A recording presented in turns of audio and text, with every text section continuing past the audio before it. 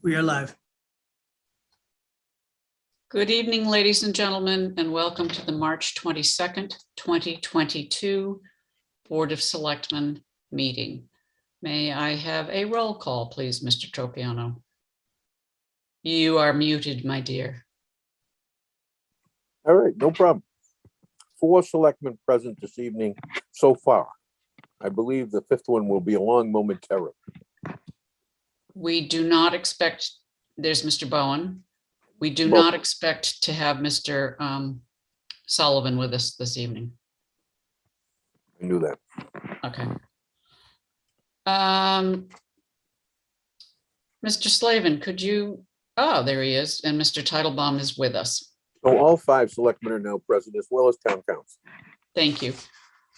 Oh, I didn't even get the words out. Hold on.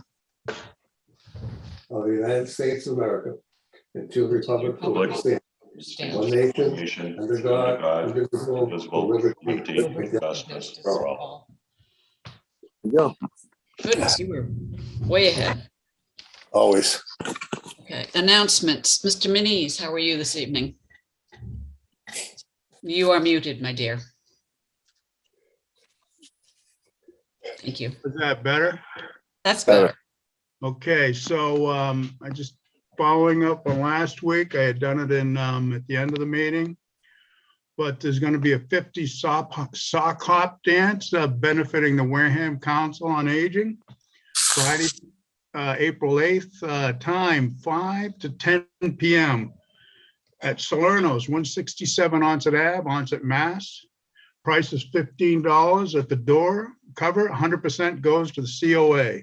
They'll have best costume prizes, 50-50 raffles, music by Daddy-O, past and stationary hors d'oeuvres. For more information, ticket sales, contact 508-273-6104. That's all for now. Thank you. Thank you. Mr. Slavin. Let's see. We have for the onset VFW on Ballpark Road, this coming, I believe it's Sunday, the 27th. I hope that's Sunday, at 10:30 in the morning, the annual Vietnam brunch. And there'll be a celebration of Vietnam vets and those who didn't make it all through, as they do every year. Hope to see a lot of people there. It'll be greatly appreciated. For those of you who look and see, yes, I fell down, had a slight accident. As I've told my fellow selectmen, I've applied for a position of the TV production of The Walking Dead. And I don't have to have any makeup at all. I'm all set to go. Thank you. Thank you. Mr. Titlebaum. Announcements, sir? Just a general announcement that, as you can see, it's not a great idea to bounce your head off the ground. So try to avoid that, people. That's all I have. Thank you. Mr. Tropiano? I have none. And I have none. We will go to town residents' comments.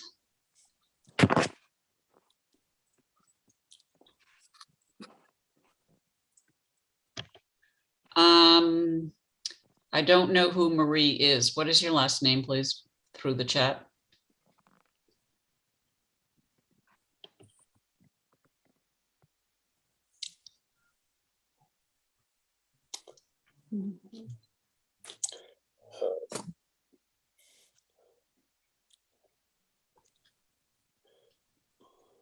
Marie, I need to know what your last name is before I can let you in.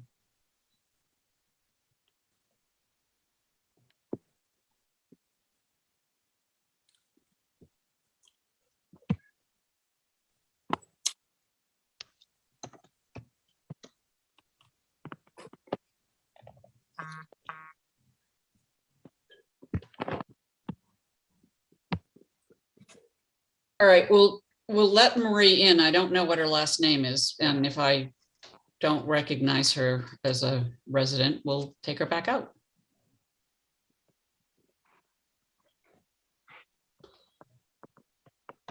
Ah, okay. Yes, Marie Grigg, if that's you, that's wonderful. Let her in. And actually, Mr. Muniz just stole your thunder by announcing exactly the same thing that you're going to be talking about, but go ahead.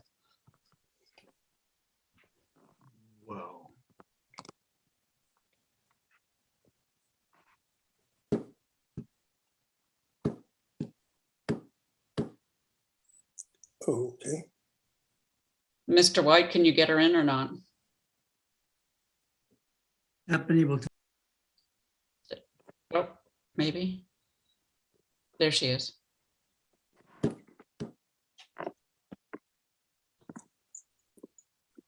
Mute. Mute. Marie, you're Oh, muted. okay, I know, I'm able to unmute now. Thank you. I'm sorry, I'm on a tablet, so it's a little bit different from a computer. I know that the selectmen have met and Excuse me, at would you identify yourself, please? certainly Marie Riley, And your address, please? 87 Glen Charlie Road, East Thank you. Wareham. Thank you. You're welcome. Just want to say that I know that the selectmen have met at the multi-service center for quite a while and aware that when they come in the door, they have a stairway that they have to walk up or go down to the elevator or up to the elevator to get to the 5th floor. Seniors are facing the same thing, coming in, going down a rampway and stairs, or going up to get to the 3rd floor where the exercise classroom is back in function again. I think I'm sure that all of you have been to safety meetings over the years and know that the most accidents occur going up or down stairs or up or down rampways. And the seniors cannot access the multi-service center without doing some sort of stairway or rampway to get in and to go between floors. Although to get to the elevator, they have to either go up or downstairs or down a rampway. I just want the all of the selectmen to be aware that that is the situation that the COA is facing every single time people come into the building. And I thank you for giving me Thank you that very time. much. I really appreciate it. Good night. Why'd you do- cut her off? Was I'm she sorry? done? Was she done? Yeah. Oh, I didn't realize that. I didn't see anybody else with their hand up, so Well, we will if, move on to board comments. but Marie Griggs didn't get in because, It wasn't Marie Grigg. yeah, it is. No, this was the Marie woman was a Marie Riley, and that's who Right. just spoke. Correct. So it wasn't It Marie was Gray not- trying to get in. Somebody guessed that it was Marie Grigg. Yeah, but it was wrong. not. Okay, Okay. all right, Yeah. so we're going to board comments. We'll go to Mr. Manise. I'm gonna pass, I guess, on this. Thank you. You're welcome. Mr. Slavin? Just one thing that came up today. The Wylands Trust has mapped all the trails, half the trails, or half the area in Wareham, and the Open Space Committee, I believe, has the other half. So I think Mrs. Slavin is meeting with the Wylands Trust on Wednesday to combine the two pieces, which basically these trails are not just walking trails, they're also bike path trails for more of a mountain style bike, but they are bicycle accessible. So I'm hoping when they meet on Wednesday, they'll get back to us with a finished map, which I've seen the preliminary showing where you can enter the trails all the way, how far it goes through every area. It covers, Swiss Beach down to Little Harbor and quite a few other places. And what I'm hoping to do, just to announce to the public, is to take that in conjunction with the Minot Ave bike path extension, because there's an entrance on Minot Ave to go into this whole complex, to be able to have bike paths throughout the town of Wareham without having to go any long distance to find a bike path. I'll get that to everybody once the bike path committee meets, hopefully shortly. Thank you. Thank you. Mr. Titlebaum? Yeah, last week, of course, I think it was just before we started meeting, the Tigers came home, the cheerleaders from Florida, they were victorious. I don't think I commented on it last week, but I just wanted to congratulate them. And, they've had an interesting year in their use of Hammond, let's put it that way. And, I think in the end, I'm sure the participants, the young cheerleaders would agree that it was worth it, to go to a national event and win it. It's great that we have organizations in town that kids can participate in. And It's even better when they win. So keep it up, Tigers. Thank you. Mr. Tropiano. No, I'm all set. Okay, great. I just want to talk a little bit about how we're going to be bringing people in before they are actually appearing on the agenda. And so I'm going to, and the reason I'm doing that, and Mr. White and I have talked about this, is we're trying to make sure that there's no real time lag between having somebody in and not, you know, not being ready to speak when, and because it may take 7 minutes or something like that. I don't know why those 3 people just showed up as being members, and they shouldn't. 3 people should be out of there. Yeah, Mr. White, Mr. Stahl, Ms. Smith, and Ms. Shelford should disappear, please. But we will be bringing in Mr. Trox, Mr. Buckminster.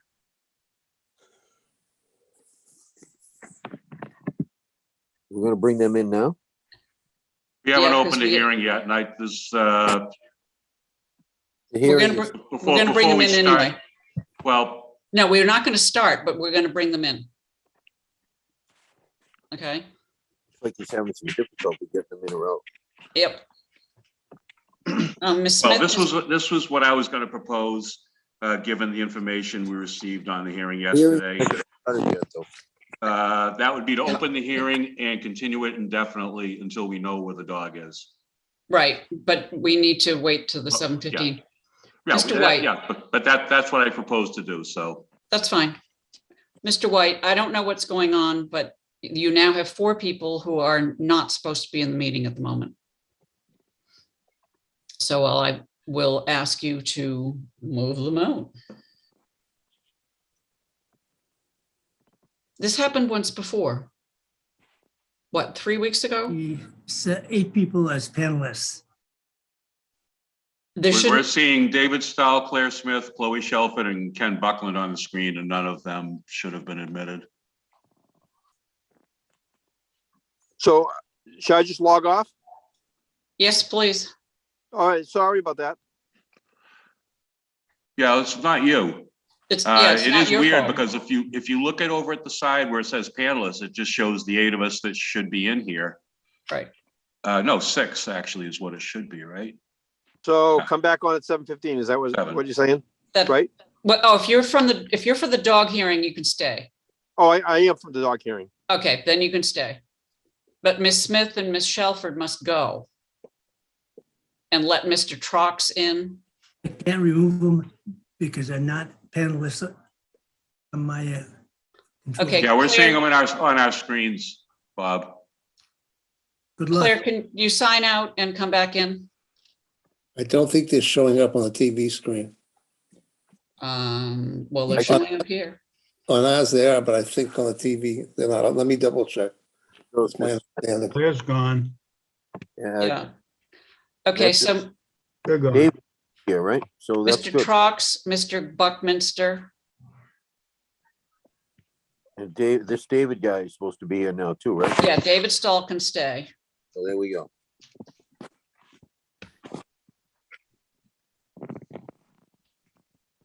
That's all I have.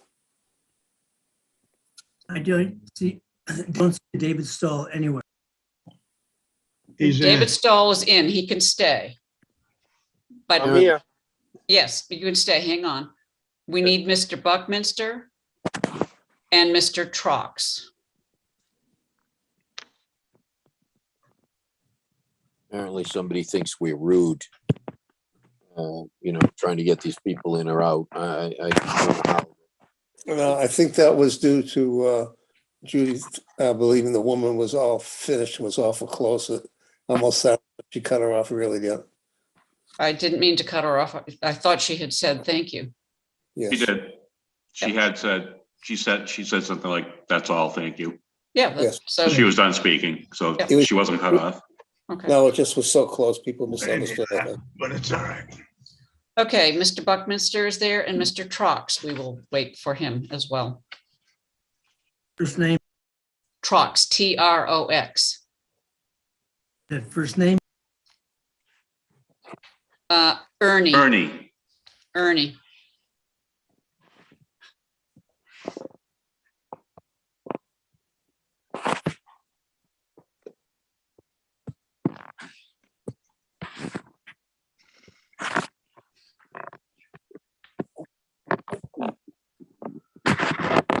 Okay, And now, okay, they're in now, and that's fine. And you can start working on your next group of You have to people move to come in. closer. Mr. Might have to White, do okay? this. yes, Um, I don't know thank the you. wrong. Oh, I may not switch to this at this point anyhow. You're just gonna have to tell me. You need to mute yourselves, please, Mr. Trox. Thank you. Mr. Titlebaum, I'm going to ask you to run this. Oh, I didn't mute myself, did I? No, you did. Mr. Titlebaum, I'm going to ask you to run this, please. Yeah, as I said earlier, what I propose to do is to open the hearing, take no testimony, and indefinitely postpone it until such time as we find out where the dog is. There was a letter dropped off in the selectman's office yesterday by the dog owner's brother and mother, apparently, not the dog owner, saying that the dog was no longer there, so it was, quote, out of the jurisdiction. I don't know what that means. We need to know where the dog is. And you know, it's interesting too that we don't have the attorney who did the appeal involved in this. So I don't want to take any testimony without the dog owner here until such time as we know where the dog is and we can properly notice him and get him in here if we're going to proceed. If Okay, the so dog would is out you- of state, then obviously it doesn't make any sense to try to proceed. But we need to know where the dog is before we take any more steps. So what I Okay, would but ask. we do is- need to open the hearing. That's Yes. fine. Open the hearing. Motion made by Mr. Tropiano to open the hearing. Second by Mr. Manise. I will go for a roll call vote to open the hearing. Mr. Slavin, Yes. Mr. Tropiano, Yes, Mr. Titlebaum, Yes. Mr. Manise, Yes, and myself. That's it. Yes, 500. The hearing is now open. Mr. Titlebaum, please. Yes. As I said, what I would propose to do is to continue the hearing indefinitely Motion. until such time as we can have the Department of Natural Resources try to find out where the dog is. second. I'll second Okay. the motion. There's a motion to continue the hearing to a time indefinite until we get notification of where the dog has been relocated to. Is that correct? Yes. Motion made and seconded. Is there any further discussion? I will go for a roll call vote for an indefinite postponement. Mr. Slavin, Yes. Mr. Tropiano, yes. Mr. Titlebaum, Yes. Mr. Manise, Yes, myself, yes. So the hearing is indefinitely postponed. And Thank continue. you. Thank you. yes. Okay, we'll move on now to appointments, Gonna reappointments. close the hearing? We, Well, no, we just continue. no, we don't it, close so- it. We Okay. just, Continue. All right, I'm good. All right, next up is Golf Course Advisory Committee to a term to expire December 31st, 2021. Are we going to interview each of these? Is Thomas? Yep. Here Tom Hannon is there. Jim Gibberti is there. at Labonte. I don't know where Brett is. We'll see. But you can start. Tom, Mr. Hannon, why don't you, thank you. And explain your interest in being on this committee, please. Sure. We've lived in Onset now for 12 years. And before I lived in Onset, I had a house in Swiss Beach for, I guess, maybe 25 years or something, something along those lines. So I have deep roots here in Wareham, and I'd like to be part of this because I think that the Little Harbor and what it I thought it was a great thing what the town did for preserving the land, and I'd love to see that for it to be able to remain a golf course and for it to be successful for as long as possible. So I have a lot of just that's what my general interest is for it to be successful. In my career, I've had, I guess 12 businesses that I've built and sold. And I feel like I could apply some of that, my business knowledge, and dealing with vendors, and I feel like I could apply a lot of that to the project. Thank you. Gentlemen, any one of you have any questions of Mr. Hannon, Mr. Slavin? No, I know both Tom and his wife Linda. They're extremely strong civic people in town of Wareham. And I thank Tom, and hopefully Tom and his wife for the bike path shortly for stepping up. Thank you. Mr. Titlebaum? Oh, I know Tom as well. He was actually engaged in a lot of the byplay on Facebook when the discussions in the run up to the vote on the golf course. So, and he had a lot of good points. And so I think he'd be a perfect person for this committee. Thank you. And Mr. Tropiano? I don't have any questions. Mr. Manise? Yeah, I don't know, Tom. How you doing, Tom? Thank you. What kind of businesses did you do? I was mostly in publishing and distribution. So if you go into like a Stop and Shop, and you see the racks in there for the free magazines. So we actually built those programs with the advertising, and we own the magazines, and that's the main businesses that I was involved in. Thanks, and thanks for applying. Thank you. I have no questions. I just want to make a statement. Mr. Manise did ask that we not appoint anybody until we had 5 or more applicants. So we are interviewing you gentlemen this evening. But I have told Mr. Manise that I will not call for a vote for appointment until we've interviewed at least 5 candidates, which will be next week because we have at least 2 more candidates so far. Do you have any questions of us, Mr. Hannon? No, I didn't know where you were in the process. That's where we are. Okay. No, I don't have any questions at this time. Okay, great. Thank you very much. And good evening. You too. Mr. Gibberti, do you care to address this board about your interest in being on this advisory committee? You need to unmute yourself. There we go. Okay. Does that work? Yes, sir. There we go. Okay, that works. I've been involved with Little Harbor Golf Course as a golfer since it opened in 1961. And I think it's a great facility. It needs to be maintained. It's been a major benefit to the town of Wareham and the residents of the town, those that have decided to take advantage of it over the years. There's been hundreds of kids that have learned how to play golf there and that have gone on into the golf profession at one level or another over the years. And it would be a shame to lose that resource. And I'd like to see it continue. I have a little bit of experience in the golf business. I ran Catanset. I ran Charles River Country Club. So, I mean, I at least know where the tee goes and where the ball goes. Thank you. That's about it. Okay, gentlemen, Mr. Slavin, do you have any questions of Mr. Gibberti? Mr. Gilberti and I are friends. We have a contest to see who falls down the most during any week's time. I'm ahead. I win. I know you are. Just so people know that Mr. Gilberti has a lot of experience in running not just the golf course, but the food end, et cetera, of a golf club, et cetera. So his background, his interest and his skills will come to great advantage for this particular committee. Thank you again, Jim. Thank you. Yes, Mr.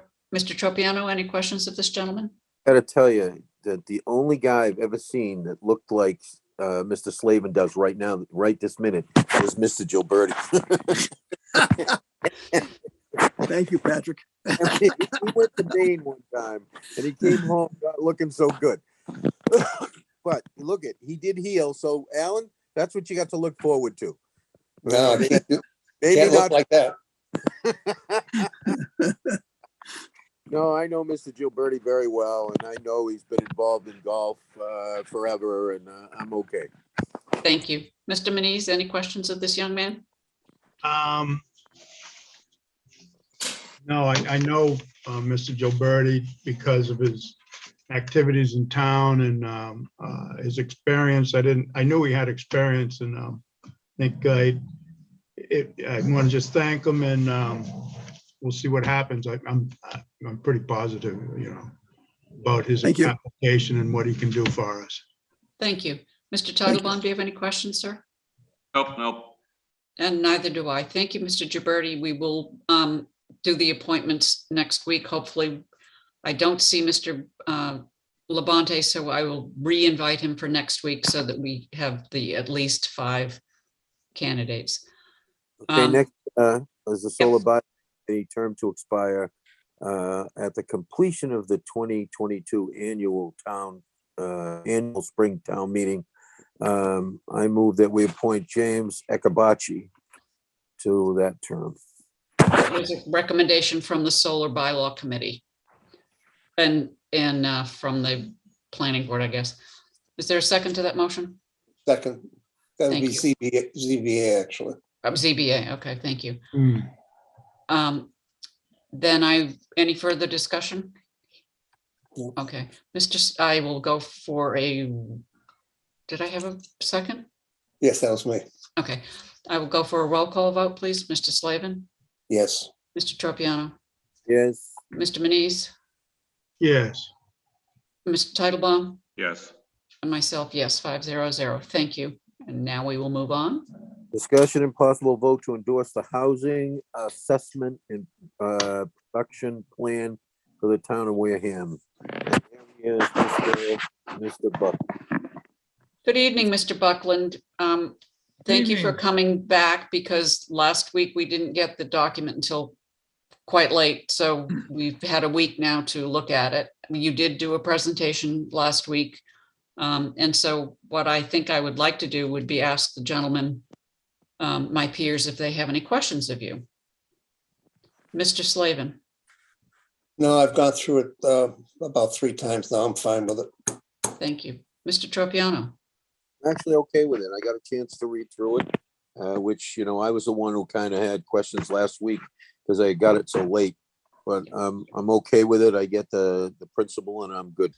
Excellent. Mr. Manise. No, I was involved in it, and this was a long process, and I think it's very well put together, and thank you. Thank you. Mr. Titlebaum, any questions of the young man? Nope. Thank you. I have no questions either. So I will accept a motion. And Mr. Buckland, I'm going to ask you to stay for the planning board street name request. All right. Thank you. May I have a motion then, please, to endorse the housing assessment and production plan for the town of Wareham? So moved. So moved. Is this a second? Motion made and seconded. Any further discussion? Thank you for a very complete document. I think it was extremely interesting to read. We'll go for a roll call vote. Mr. Slavin. Yes. Mr. Tropiano. Yes. Mr. Manise. Yes. Titlebaum. Yes. And myself, yes, 500. Thank you very much. That letter will draft tomorrow and deliver it to you, right? Yes, please. Yeah, okay, great, thank you. Discussion and possible endorsement of the planning board's petition 38-21 street name request. That's the one down off where the old friary is, was. That's right. It's the new road off of Robin Wood Road. Right. And can you tell us what the name is proposed to be? No, I can't tell you because I don't remember what it was. I don't remember what it was either, but they had to change it. Yeah, Should well, be- I asked them to change it because it was too similar to another street name before. So Right. they came up with another name. Was it Pleasant something? Pleasant No, Bay, no? Well, That's, aren't we in a position here? Well, it's Yeah, in we the, It's in the packet, but the packet's 160. No, it's not in the packet. Unfortunately, it is not in the packet. Hold on. Let me, Yeah, I'm flipping through, but It's supposed to be Haven with another name to Haven. I'm not sure what it was. Exactly. Yeah, I think you're right. The first name was Haven. It something. was a strange name for a street. No or name street. place. This is Oh. sad. Thank you, Mr. Bowen. I gotta go over here. You want us to come back to you if you would just stay there, Mr. Buckland, and then we'll talk with Mr. Foster first. Haven Court, maybe?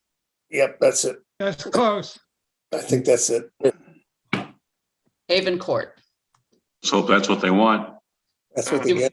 Yeah, so what I asked you gentlemen to do was endorse the choice of the name, which had been, it's had to have a couple of iterations. Motion so made. Second, I'm Do I gone have in a 6 second? weeks, so they can only hate me for so long. That's Okay. right.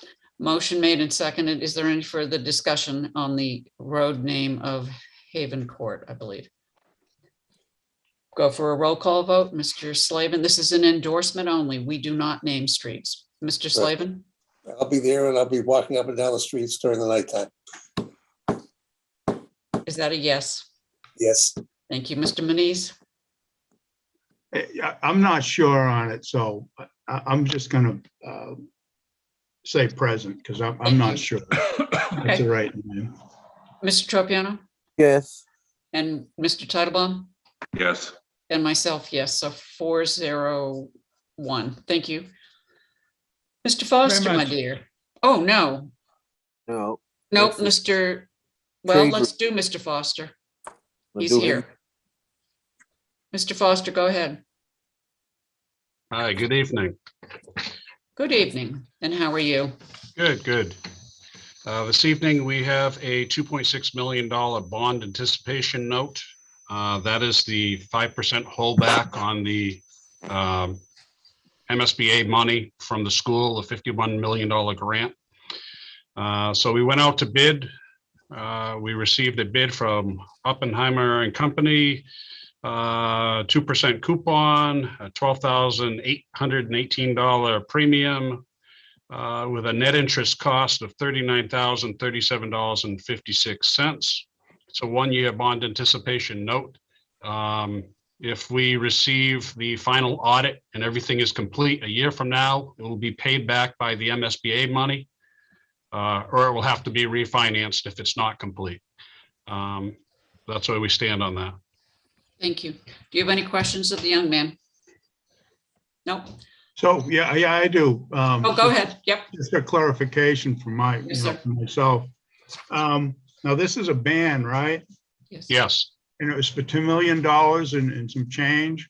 $2,600,000. And what does that cover?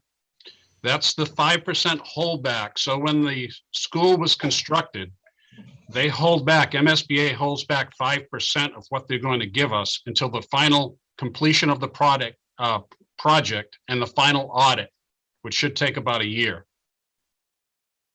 Excellent. So we have to cover that. We still have to pay the bills, but they won't give us the last 5% until everything's finalized and they've had an audit. Thank you. You're Appreciate that. Mr. Titlebaum, do you have a copy of it in front of you? Yeah, I do. Do you want me to speed read it? Yes, please.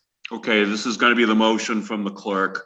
Vote of the Board of Selectmen, I, the clerk of the Board of Selectmen of the town of Wareham, Massachusetts, certify that at a meeting of the board held March 22nd, 2022, at which meeting all members of the board were duly notified and at which a quorum was present, the following votes were unanimously passed, all of which appear upon the official record of the board in my custody. Voted to approve the sale of $2,600,000, 2% general obligation bond anticipation notes, the notes of the town dated April 7th, 2022, and payable April 6th, 2023 to Oppenheimer & Co. at par and accrued interest, if any, plus a premium of $12,818. Further voted that in connection with the marketing and sale of the notes, the preparation and distribution of a notice of sale and preliminary official statement dated March 8, 2022, and a final official statement dated March 15, 2022, each in such form as may be approved by the town treasurer, be and hereby are ratified, confirmed, approved, and adopted. Further voted that the town treasurer and the board of selectmen be and hereby are authorized to execute and deliver a significant events disclosure undertaking in compliance with SEC Rule 15C2-12 in such form as may be approved by bond council to the town, which undertaking shall be incorporated by reference in the notes for the benefit of the holders of the notes from time to time.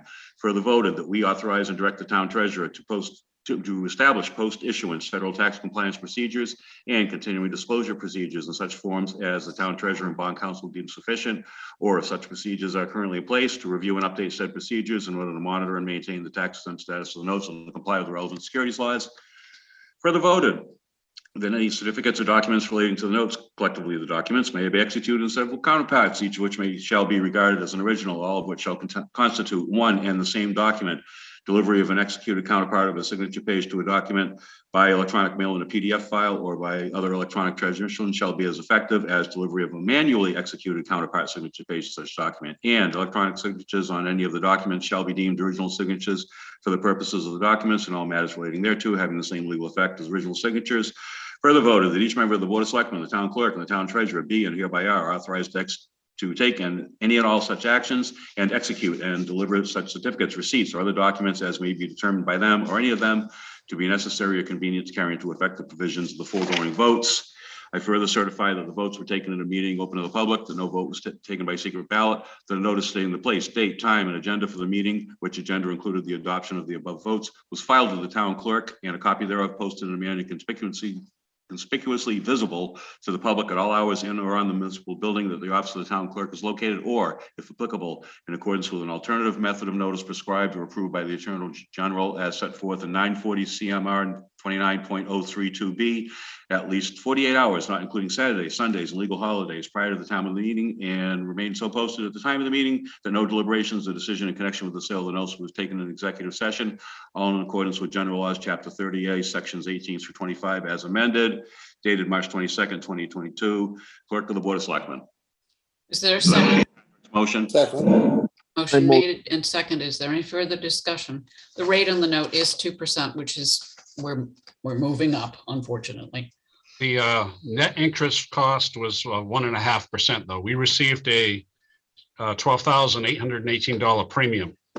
So it actually reduced the actual coupon value to 1.5%. Okay, excellent. Thank you for that clarification. I have a motion and a second. I'll go for a roll call vote, please. Mr. Slavin, Yes.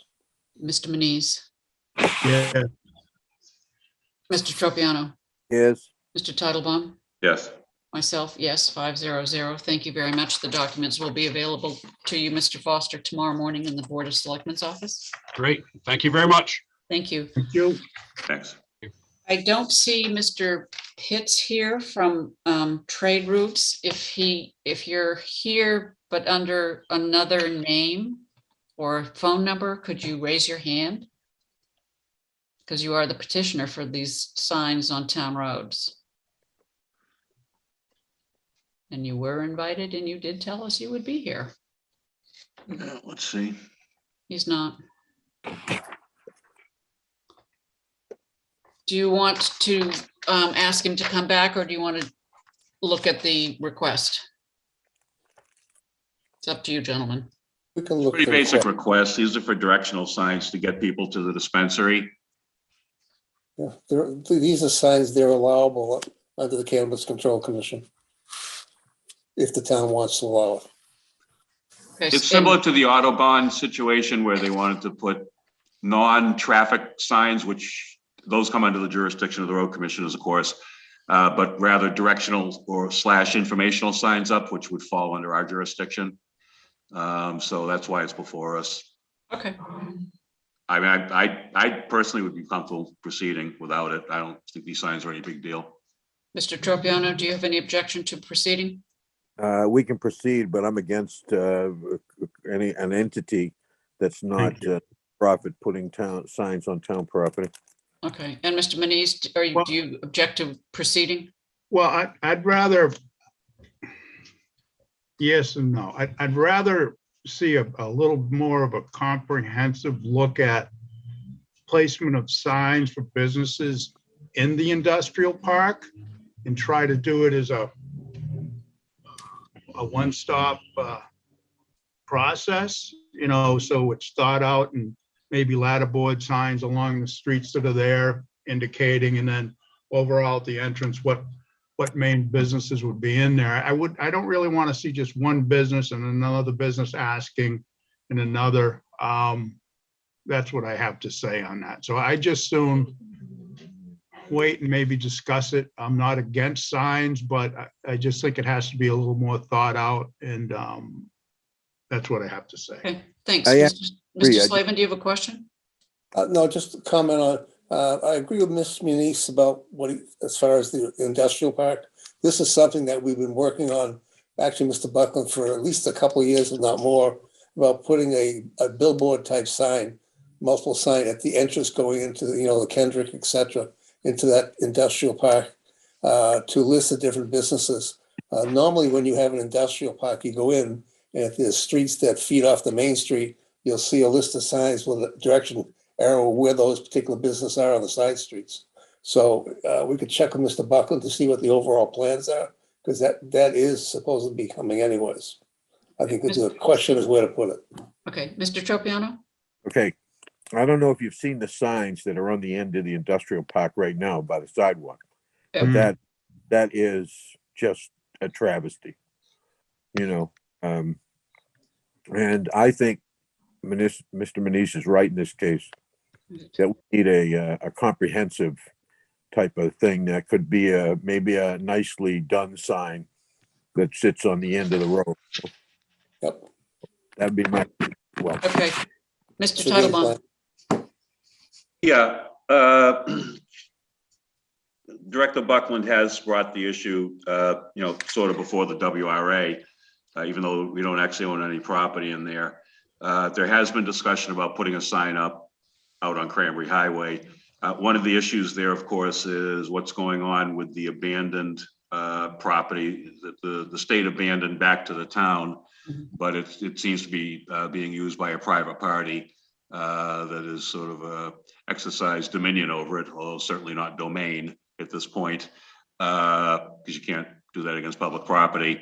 So, there are some broader issues that would go into coming up with a comprehensive signage layout for there, which would take a long time to resolve. So my suggestion would be to vote this so that, the traffic that is coming in for the dispensary can get there efficiently. We got a letter after I talked to the Redevelopment Authority meeting about, it's kind of interesting. You've got Stone Path and you've got people coming in there, to use the space, to consume things there, to come in and stay. And I made a remark about, I wonder if this is going to be the new paradigm. You get the craft place that does the thing and people come in there and they eat or they drink or they, purchase something. And somebody who was in there who ran a non-retail type business, a non-service type business, heard that and thought that we were going to, maybe turn it into the next Wareham Crossing or something like that. So I would think that the people in the industrial park would want these signs to be up just to control the people that are coming in there for the first time a little better. That's just my take. Thank you.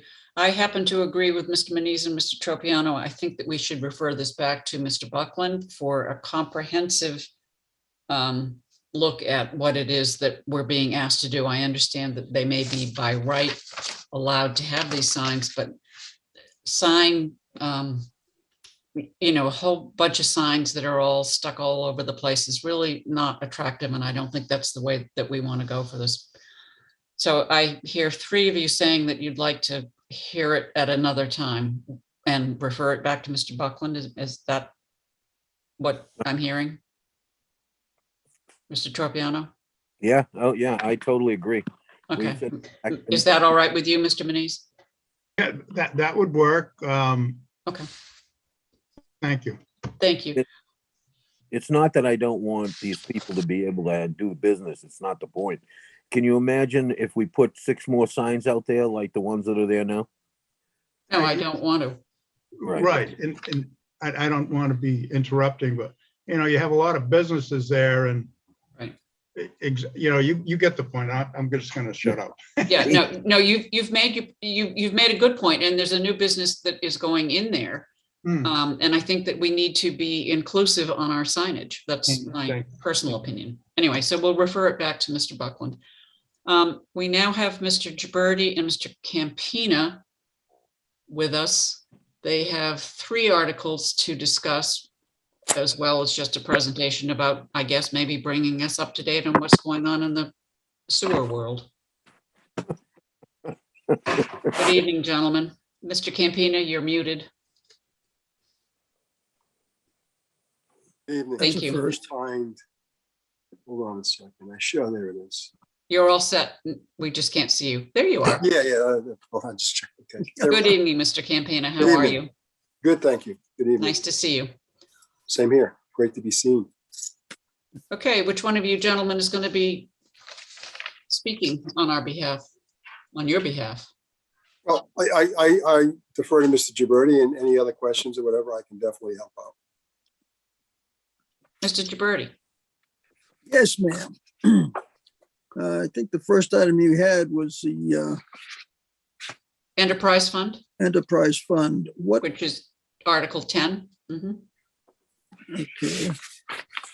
I must admit, I have not seen Article 10, so I'm going to refer this to Guy. Mr. Campina. Okay, I haven't seen it, but I'm assuming that Article 10 is simply the budget each year that's voted to be removed from the, I would suggest, the general fund into the enterprise fund. And I think that's our budget we prepare. If I Do you have understand a it figure correctly. for us, sir? Yeah, I do. I think it's $7,815,731. Okay.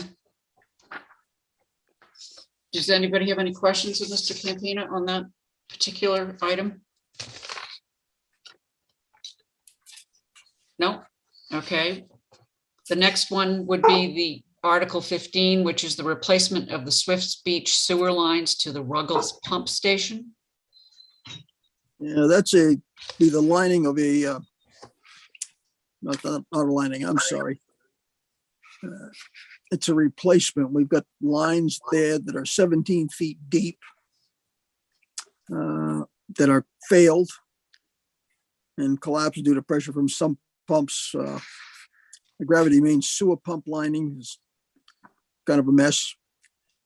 The damage itself is not repairable. The cost to replace the Wankinko and Bayview pipe is estimated at about $3 million. The cost to use a closed system for the entire Ruggles pump station catchment area is estimated to be $3 million. The closed system, which is what we're proposing, will address the infiltration and outflow. You know, as the sea level rises, the groundwater rises as well. The tidal influence, the pipes that are in the ground right now are underwater all the time. The closed system will address the infiltration of groundwater into the sewer system and the inflow from sump pumps. With the grinder, well, they'll all have to have grinder pumps, which will be put in within this project. That's included. And the grinder pumps will help the station, the main treatment plant as a whole, by getting those flushables out of the system. The quote flushables that are hyped and you can put everything down, clog the pumps, create problems for us, cause breakdowns in pumps. With the grinder pumps on each individual home, that will eliminate that. If people put stuff down their toilets that don't belong down there, it's going to mess up their pump and they're going to have to fix it. And that's only going to happen about once or twice before they stop putting incorrect things down there. So we're the looking price for, tag on that one is $3 million. Am I right? that's all. Yes. Okay. Gentlemen, do you have any questions? Mr. Slavin? No. Mr. Manise? The grinder pumps in the homes, that's included in the cost? Yes, it is. And do you know about how many homes that's gonna be? About What is that? 130, Thank you. roughly 130. I don't have an exact number in front of me. Uh-huh. Approximately 130 homes. Okay, so thanks. I was wondering about that. And also, we relined those and the relining failed to to seat properly on the pipe. Did we get a credit on those from the company who was doing the relining? Actually, we did. But the real issue is the problem was created by our customers who did not put out their sump pumps during the curing of the pipe. Now, we had notified, put signs on people's homes. They assured us they would not have their sump pumps on.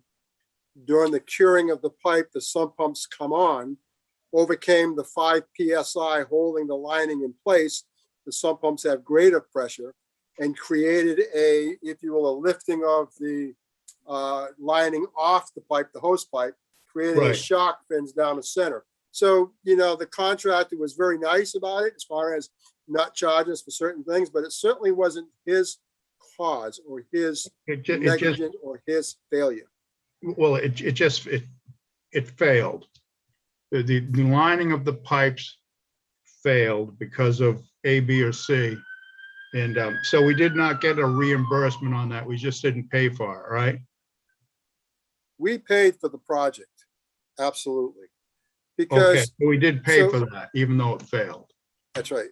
Thank We you. paid for the project and the failure was due to our actions, not the actions of the contractor.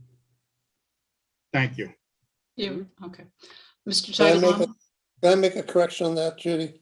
The project, the installation failed, and I'm probably gonna get in trouble for saying it, due to the residents in the town of Wareham not turning off their sump pumps. It Correct. would have been no issue if they had let them off for just that short period of time. That's what Mr. Campina had said. That's Yeah, but I correct. just want to make sure people understand that it's not the water pollution control facility. When he says No, it we, it's not we, it's the actual town residents pumped water into that system when they were not supposed to. Thank you. Mr. Titlebaum, do you have any questions, sir? No. Mr. Tropiano, do you have any questions of the young man? No, neither do I. Then let's move on to the next one. Hello, Oh. I was muted, I didn't realize. Okay. Okay, so Go so ahead. my opinion of this was that this should have happened a long time ago, and this is the way it should have been fixed. If you remember way back when I made this suggestion way back that we should have done like Marion did, put the grinder pumps, raise the pipe up. Remember, it takes the pipe out of the water. The thing's going to be what, 4 feet in the ground? Approximately 4 feet, yes. Yeah, 4 feet for operation. So there's no water table issue anymore. Nothing happens. The grinder pumps can be an issue, but I think Marion has solved it and I think you're doing the same thing by us taking care of the pumps basically. And that sort of, eliminates all the issues. And this will be the solution for that area in general, in my opinion, and the end result. And I'm really happy that you guys are moving forward in this direction. Thank you. I think generally speaking, it's the answer to all our coastal sewer areas. in the I long believe term, that. Because we have older problems in onset, et cetera, et cetera. And it just makes a lot of sense in the long term. So It makes yes, I agree with you total, 100%. never have to worry about it after that. Pipe 4 feet in the ground and not gonna cause the problem. You're not gonna have any inflow and infiltration like we have. You'll save a ton of space as capacity in the plant just by not having all that inflow, especially down around Winco and all those places where it's just atrocious, I agree. And it's never going to get these people. And look, we've tried it. We've talked about it. How many times have we talked about trying to stop people from putting their pumps into the system in general? I mean, it's not legal. But they continue to do it.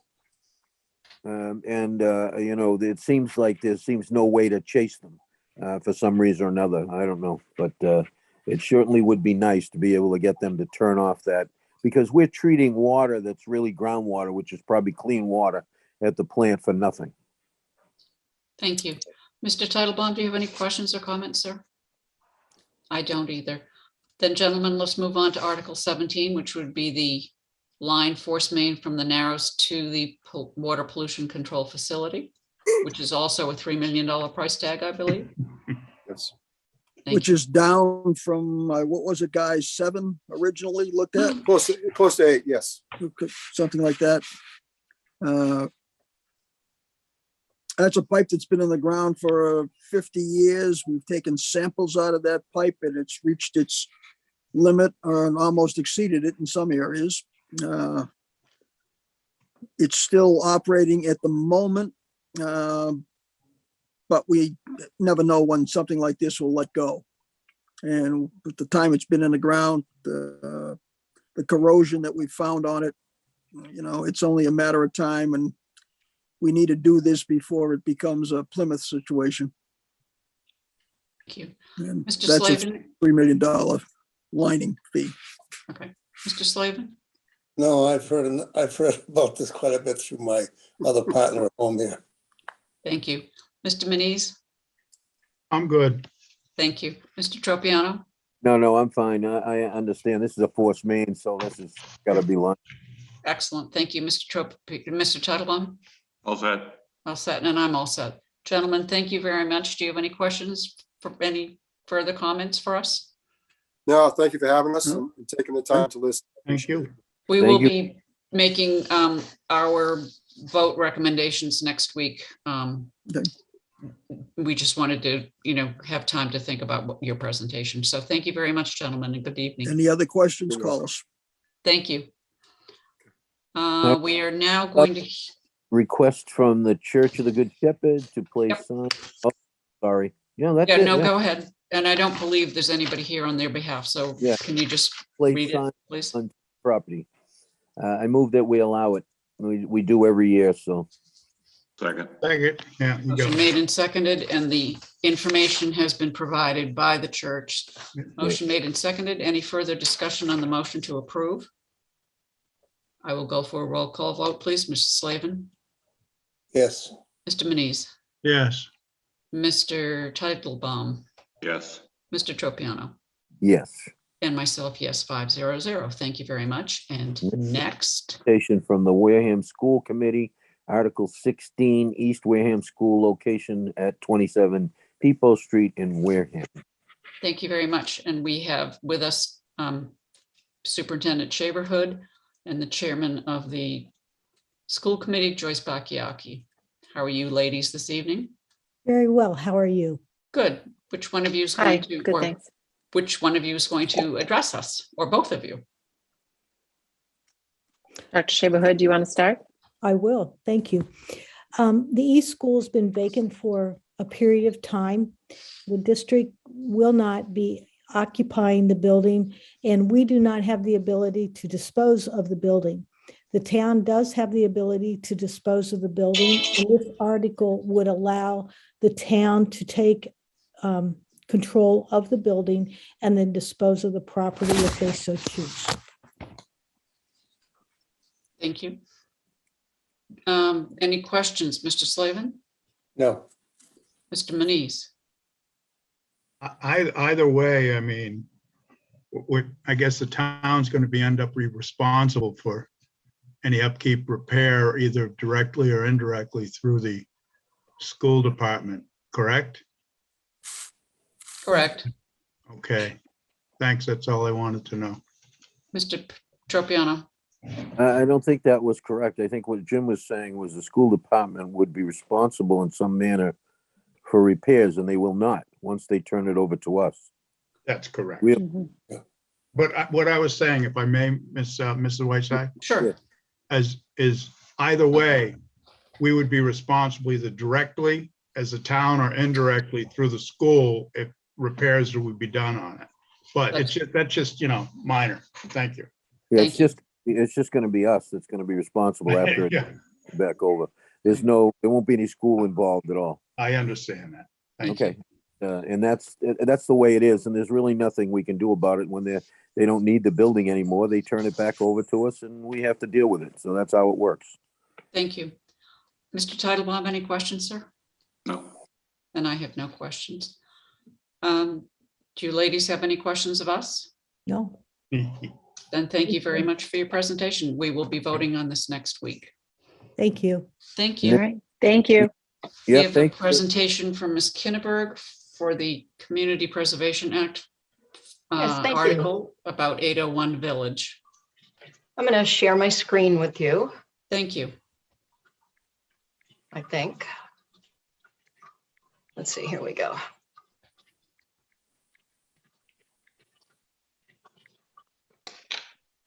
Okay, so this is the Article 13, 801 Village Affordable Housing. It's to see if the town will vote to appropriate from Community Preservation Affordable Housing Funds or any other available monies in the Community Preservation Act Fund under the category of affordable housing, a grant to Villages 801 Main Street LLC with a business location of 815 Main Street, Building 2, Wareham, Mass. A grant in the sum of $300,000 to construct 6 affordable housing units and obtain a 40-year affordable housing deed restriction on the land and structures at 801 Main Street, Wareham. The explanation for this is John Scanlon is proposing the creation of 6 affordable housing units, which they're referring to right now as the village, the 801 Village. And this is going to be adjacent to the current neighborhood of 49 affordable housing units at 815 Main Street. He will oversee the project. He has 30 years of commercial and residential construction experience. The total cost is $2.8 million, $2,817,000. And the request for CPA funding is in the amount of $300,000. Right now, that's 11%. And I'm going to talk about the budget a little bit further on.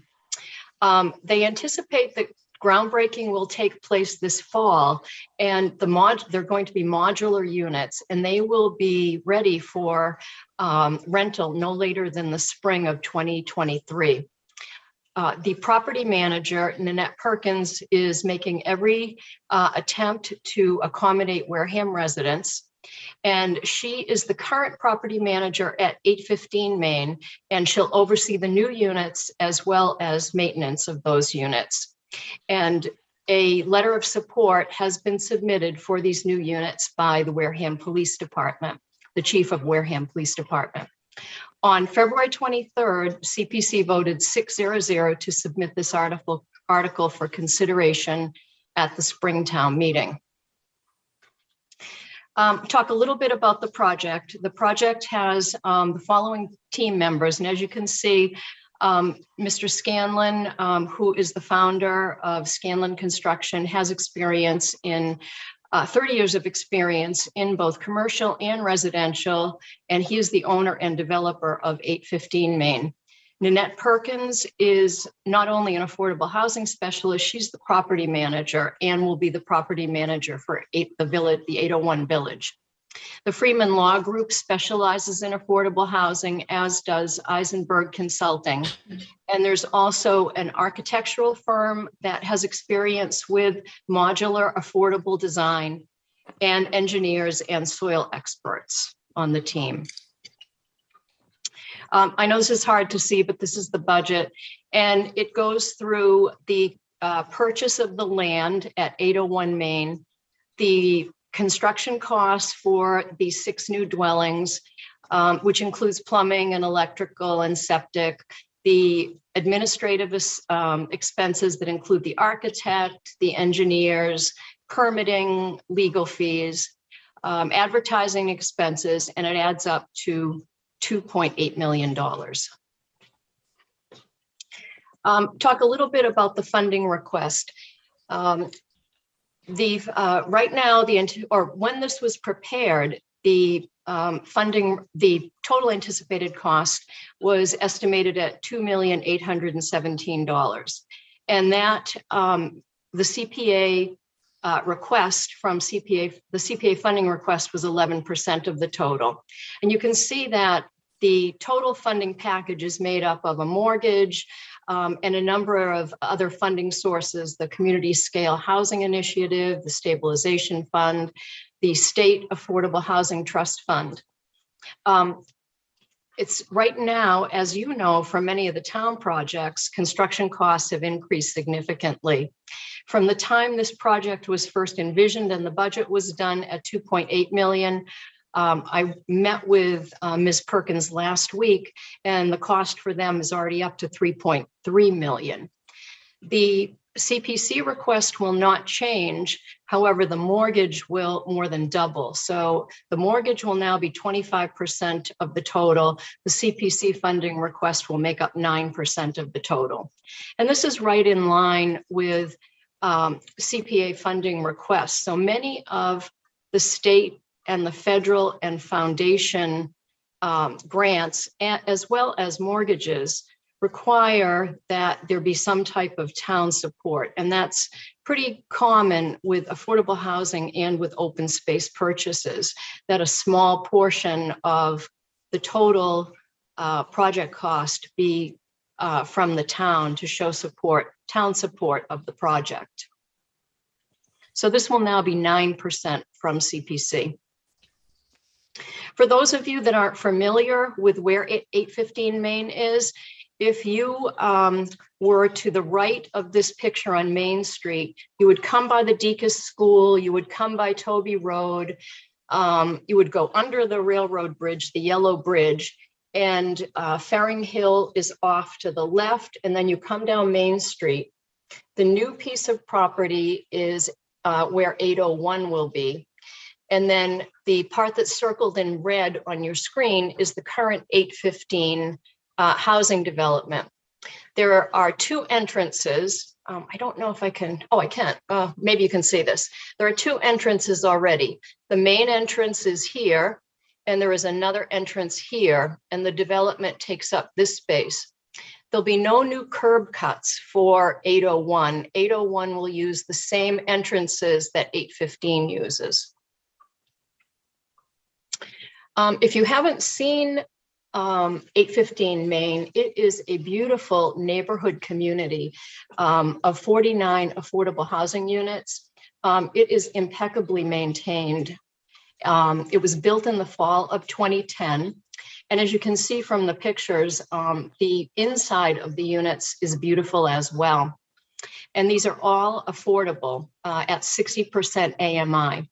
Currently, there are 11 one-bedroom units, 35 two-bedroom units, and 3 three-bedroom units. The space has a number of amenities for the residents. There is open space. You can see there's a beautiful community center, a workout area. There's a playground that has all kinds of playground equipment for kids. There's a basketball court, barbecue grills, picnic tables. There's a community garden. There's a laundry facility.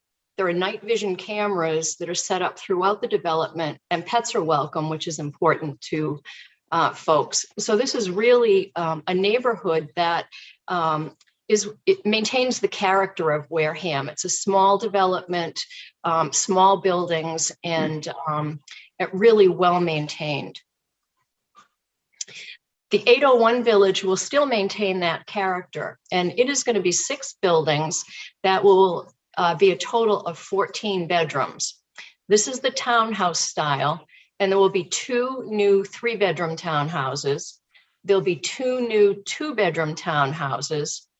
This is a 1-bedroom ranch style unit that's also ADA compliant. And then this is a barn that is already on the property. To the right of this is a house that has already been renovated as affordable housing. And then this barn will be renovated into a 3-bedroom unit. So there'll be a total of six buildings on 801 Main Street.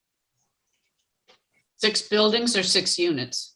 It'll be 6 buildings. So it'll be a total of 2 townhouse buildings with 3 bedrooms, 2 townhouse buildings with 2 bedrooms, 1 ranch style unit, and the barn. Okay, thank you.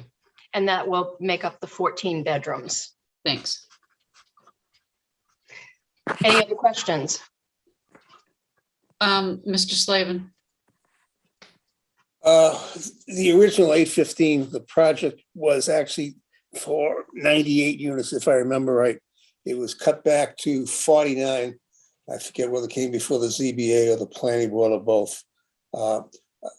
I've been on record for quite a while being unhappy with 40B just because of the way the system is and everything else and how it really works. The town loses almost all its rights to control and do things, whether it's, water, supplying sewer, water, et cetera, everything else. My real problem is that 40B project, and if I'm wrong, someone can tell me, is allowed to make a 20% profit, whatever the cost of the project is. That's their profit margin they're allowed. A lot of these projects have a tendency to buy the land, then sell it to another company, or when it's partially done, sell it off, and the cost keeps going up, so that 20% actually gets bigger. I don't believe that we should be using our CPA money for profit-making corporations, organizations. They're going to make probably at least $500,000 no matter what on this project, plus the rental income and everything else as it goes down the line. And I think there's a better use of that money, because if it's really worthwhile and $500,000 more, they're going to go ahead with this project. The state's saying that they want to see the town invested in it. This town is already invested in it because it's giving up its rights to a lot of things that normally would not be available. So as far as I'm concerned, I'm not in favor of doing this simply because it's for profit, and we have better use of our money than giving it to a company that doesn't need the money. thank you. Mr. Titlebaum? Yeah, I actually don't have a problem with this. The property that's there now, I understand, is well run. I actually just heard from a resident who said she was very happy with the property manager. Whether we like it or not, we need to hit our 10% quota. Last June, we passed a bylaw that we were told was going to, remove the need for any of these large units, and that thing's just turned into a mess. At this point, if it takes goosing this with some community preservation money to make it happen, in order to have a better project with better amenities for the residents, I don't really have a problem with it. I understand that, people have always been reticent in Wareham to give money to people who are doing things for profit. But this is just the way 40B works. And we may not be happy with it. We may not be thrilled that, you got to jump through all these hoops to get to the 10%. It seems a little nutty that the state kind of mandates this, but yet expects a bottom-up contribution, if you will, from us to make it happen. But that's the system we're in, and those are the laws they've written. And so if we want to get to that 10% so that we can start saying no, then I think we grab the units that we can. And if it takes throwing a little public money at this issue, I don't know what's in that reserve. Do you know, Chairman Kenneberg, by any chance, how much is tucked into the mandated affordable housing portion of the dedicated funds? I know there's definitely enough in the reserve right now to cover this. I can tell you, let's see. I'll find that for you, Mr. Titlebaum. Yeah. But I mean, again, and this is mandated that we put that money in there.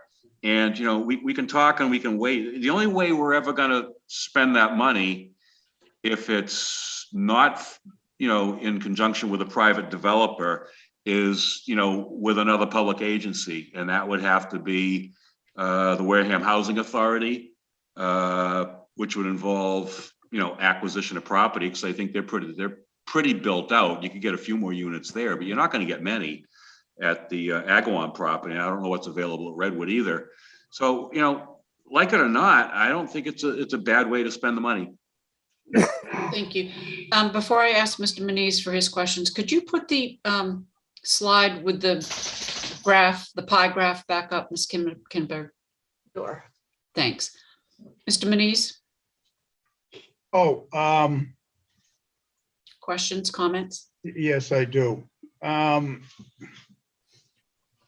This has not gone through permitting at all, correct? Or am I incorrect or correct? No. So Okay. what I have here is that they are going to go before the zoning board They purchased the property, it's been recorded. But they'll be going before the zoning board and whatever else needs to be done in the process. And they're gonna be putting how many new structures on that 801? So they'll be renovating the barn, which is already there. And then they Right. will be adding 5 buildings. So 2 Plus the townhouse. house that's there. No, that's already completed. That's next door. That's next door. Yeah, that's not part of this. That is not part of this It's proposal. That's on 801 though. Yes, and it's Correct. completed, and I believe it's been rented. Right, but that's on this property. Correct. And then they're gonna renovate the barn as a unit and put 5 new units. Is that Correct. all on 801 or is that 801 plus 801R? It's not 801R. So Okay, if that's you, owed separately. That's why I was Yes. asking. And there's a easement between the two going through 801. I'd looked up some of this stuff. So there'd be 7 buildings on there. I think it's not a bad idea. I'd like to see the process going through the ZBA, and how they're going to lay it out and everything. So, you say 50,000 per unit. Now the house, is that going to be affordable also? Or no? yes, Oh, it is. And that's 2 units plus 5 new ones, and so we'll have 7 there? No? well, there's going to be 6 new units. So the barn is counted as one of them because it's being Right. renovated. And then the townhouse buildings and the single-story Single. building. And So the there'll be unit- a total, that will be 6 in this project. So the house will not be counted towards, will not be an affordable unit. I believe it is. I believe it is rented already as affordable housing. Nanette Perkins might be here to answer that question. Someone raised their hand, an attendee. Mr. White, would you let Nanette Perkins in, please? To answer the question only, Ms. Perkins.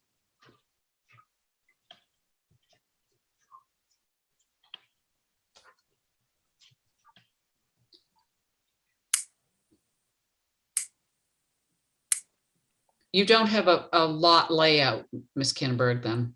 I do not. Okay. And how big is that parcel of land, the 801 parcel? We could ask Nanette Perkins that as well. Okay. Mr. Manise, do you happen to know? You said you did some research on it. I remember the one in the back, but Okay. not the front. It might be All right. 42,000, I don't know, 32. Oh, someone just brought it up. Yeah, this is what we had. So this is the current 815 Main. This is what is 801 Main, but they do not own this parcel in the back. Okay, yeah, the there person is next some- to him does, yeah, It's 33,000 and change. thank you. It's So- 3/4 of an acre about. So 1014A, is that where the house is? Or the house is Correct. on House and 101? barn, Here, right? yes, they're on this front corner of it. Is that the gingerbread house? Lot of gingerbread on it, no? Yes? It's all shingled, yes. Yeah, but it's got neat gingerbread decoration. I think that's, yes, Yeah, okay, and then there's the barn is next to it. yes. And then this building is next to it. So the house is here, the Yeah. barn is here, and then there's land here between where the driveway is for 815 Main. Okay. Ms. Perkins, Mr. Manise had a question and maybe you could answer it. Mr. Manise? Did you hear his question, Ms. Perkins? Yes, I did. Hi, first of all, good evening, everyone. Good evening. I did hear your question. So yes, the home right now is renovated and being rented out affordable to a very nice family. The barn is going to be rehabbed into units, and 3 additional buildings will be going up. So the townhome building that you see on your screen to the left, that houses 1 3-bedroom and 1 2-bedroom are in that unit. So there'll be 2 of those buildings and 1 of the single-story buildings in between. So it's almost, we're going to place as best we can, almost like creating a little courtyard for them. And the entrance is via one of the drives for 815 Main. And the entrance for 801 will not be used by the rest of the new renovated and new construction? That is correct. The only residences that would be using that entrance will be the house on 801 and the barn, where the drives are right now, in other words. Thank you. Thank you. Mr. Tropiano? Okay, so first I was a little taken back by the little tidbit that was in there in the presentation that said that they were going to request a 40-year restriction to affordable, not in perpetuity. That doesn't sit well with me at all. You know, so in other words, in 40 years, they can turn around and sell them or do whatever they're going to do to them. And all of a sudden they can sell them for market value. I don't have any use for that at all. So there goes. So as far as our 10% is, it's a temporary fix, so to speak. And if you think 40 years is long, I can tell you it isn't very long. Goes by pretty fast. Yeah, those 40 years have certainly flown by. I'll be very candid with you. I would need to speak with, I can call DHCD. I am not aware of how they can attach an affordable restriction in perpetuity.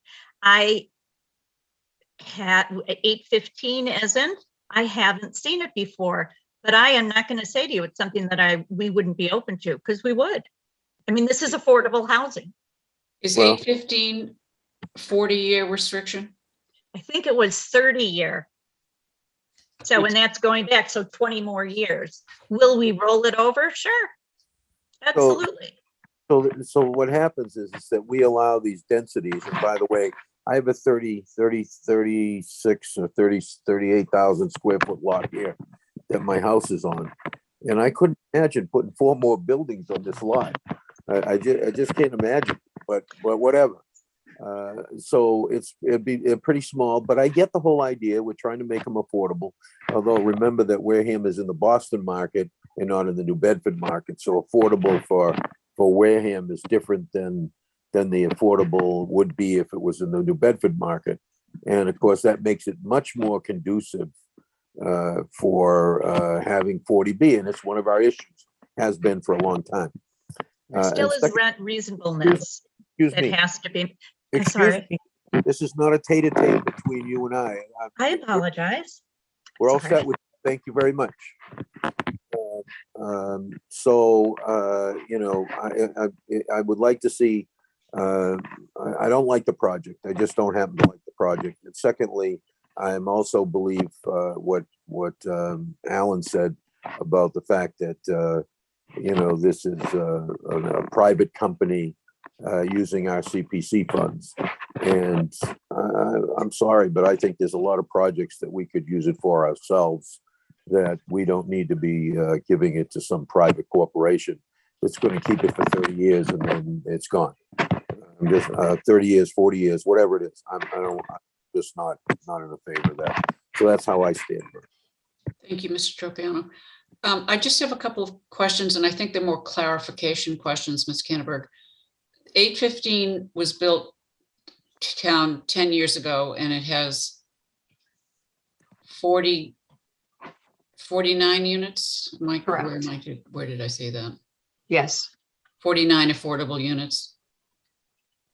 Oh, For 49 affordable units with a 30-year restriction left. Okay. Was that done by Mr. Scanlon and or his company as well? Yes. Okay. And you said the project cost has gone from 2.8 to 3.3? Yes. I met with Ms. Perkins last week, and that was the number, because building costs have been increasing since the beginning of this project. Right. I guess I have the same concern that Mr. Tropiano just voiced. It's a small lot to be putting that many buildings on, 5, basically. in my opinion. But, you know, I think it's admirable to try and add to the affordable housing numbers in this town. But it is a for-profit concern, and so therefore I have the same concerns that Mr. Slavin has voiced. However, we are not voting on this evening. Do any of you gentlemen have any further questions of Ms. Kinneberg? I do what comments, Go questions, ahead. you want to call them. I was looking, while Wilbur's talking, I was looking at the Mass GIS air ortho quads, and I want to say, well, I'm happy to see that the buildings all had solar on them. The one that's there already next door, it's at 815. So that's a plus. And the density thing, that's pretty much what they get for density related to that. And then, when you look at 40Bs, and the other thing, well, it's more related to, I'm not against utilizing some town funds to help do this, but I'd just like to see what the actual layout would be like, the planned layout, and then we could go from there. It's just kind of new. The idea is good. We do need to meet a quota. We did a deed restriction on 165 Great Neck Road. I believe that was 51 years. So they may have increased it, and that was through DHCD and multiple lending agencies involved in it. So that may be able to be extended. And as far as in perpetuity, that is a difficult one. So I don't know if that you can technically do that. It'd be great. I think some have been done. I don't know how they'd hold up, but thank you. I'm all set. Thank you, Mr. Muniz. I have no further questions or comments, and I don't see, Peter, Mr. Titlebaum, do you have any further? Yeah, comments? just with regard to the density, if we say 6 units on 3/4 of an acre would be equivalent to 8 units on 1 acre. I would ask the board to take a look at Woodland Cove, which has 21.3, I think, units per acre. That's the high end of what density can look like, unfortunately, under 40B. So I don't know that, 8 units per acre is certainly comparable to that. So I don't have a particular issue myself with the density. Okay, great. Thank you. I don't see any further questions. Oh, Alan, I do. Mr. Slavin? Just to make everything clear, when it comes to density, because of a 40B bypassing zoning, they can stuff in whatever they want usually, and they usually will get whatever they want. So that's not really an issue because we have, as a town, have no control. What concerns me also with this project, again, and I'm looking at this, and I understand the need for housing. Rental properties, housing properties in Massachusetts are like non-existent. It's a real problem. But at the same time, I don't feel that the town of Wareham should be underwriting the projects simply because this has 3 3-bedroom units and 2 2-bedroom.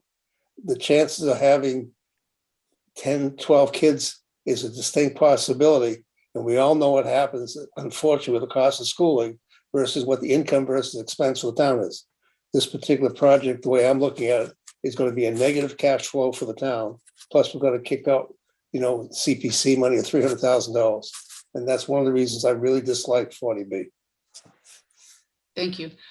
Ms. Canterbury, thank you very much for your presentation. Could you please forward an electronic copy of it to Cassandra Slaney?